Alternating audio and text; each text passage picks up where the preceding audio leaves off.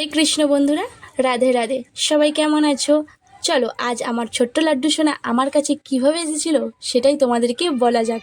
স্নান করাতে করাতে বলবো। স্নান করানোর আগে আমার লাড্ডুর কানে যে কানেরটা ছিল আর মাথার মুকুটটা খুলে দিলাম। জানো তো, লাড্ডু সোনা আমাদের কাছে এসেছে কিছুদিনই হলো, তাই লাড্ডু সোনার সেরকম কোনো সাজ এখনো আমরা ওর জন্য আনতে পারিনি। কিন্তু জানো তো, যতটুকু করি ভক্তি আর মন ভরেই কিন্তু জানো তো বন্ধুরা, বিয়ের পরই মাকে বলেছিলাম, মা আমাদের ঘরে লাড্ডু সোনা নিয়ে আসবো। মা তৎক্ষণাৎ না বলে বলেছিল তোমরা লাড্ডু সোনার যত্ন নিতে পারবে না, ওর অনেক নিয়ম কানুন আছে। তখন মনটা খারাপ হয়ে গেলেও ভেবেছিলাম অনেক হয়তো নিয়ম কানুন আছে, আমরা হয়তো পারবো না। তারপরে আমরা আমেদাবাদে চলে আসি। আমেদাবাদে আসার কিছু মাস পরেই হঠাৎ আবার মনে হলো লাড্ডু গোপালকে নিয়ে আসার কথা। তাই তো মাকে আবার জিজ্ঞাসা করলাম, মা খুব ইচ্ছা করছে লাড্ডু সোনাকে বাড়িতে নিয়ে আসার, আমরা কি নিয়ে আসবো? কি জানি ভগবানের কি লীলা, মাও তৎক্ষণাৎ বলে দিল, হ্যাঁ নিয়ে আসো, তোমাদের যেকালে মনে হচ্ছে নিয়ে আসো, যেমন পারবে তেমন করবে। মায়ের কথা শোনার পরই মনটা আনন্দে উৎফুল্ল হয়ে উঠল। তৎক্ষণাৎই লাড্ডু সোনাকে নিয়ে আসার ব্যবস্থা করলাম।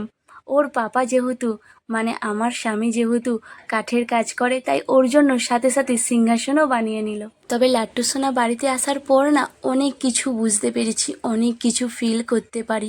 ওর সাথেই দিনটা কেটে যায়, সারাক্ষণ ওকে নিয়েই ভাবতে থাকি, ও কি খাবে, ও কি পরবে। যেহেতু আমাদের এখনো বাচ্চা হয়নি বা আমরা এখনো বাচ্চা নিইনি, তাই ওকে বাচ্চার মতোই যত্ন করি। লাড্ডু সোনার কীভাবে সেবা করতে হয়, কিভাবে যত্ন করতে হয় আমরা কিছুই জানি না, শুধু এইটুকুই জানি একটা ছোট বাচ্চাকে যেভাবে যত্ন করতে হয় সেইভাবেই যত্ন করতে হয়।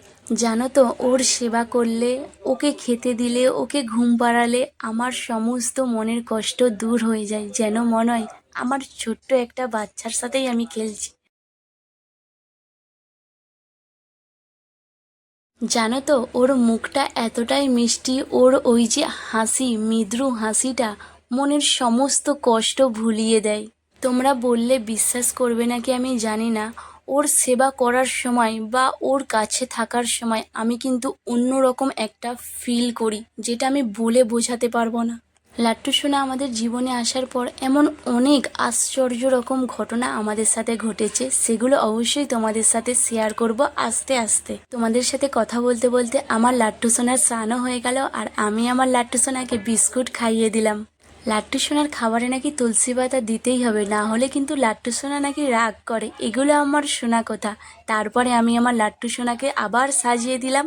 জানো তো, ওর সামনে ওই যে খেলনাটা, ওটা আমি রেখে দিই, ও যাতে খেলে। দেখো আমি আমার লাট্টু সোনাকে আবার সাজিয়ে দিচ্ছি, কানের পরিয়ে দিচ্ছি। সারাদিন লাট্টু সোনাকে নিয়েই কেটে যায়। তোমাদের কাদের কাদের বাড়িতে এইরকম ছোট্ট লাট্টু সোনা আছে জানাতে ভুলো না কিন্তু। একবার সবাই বলো রাধে রাধে।